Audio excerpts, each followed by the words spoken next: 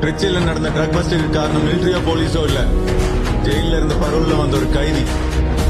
Rolex, இவனெல்லாம் தேடி கண்டுபிடிச்சு கொள்றது கஷ்டம்.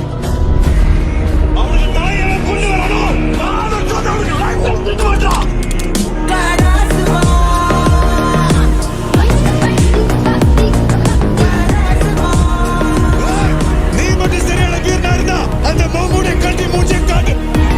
10 வருஷம் உள்ள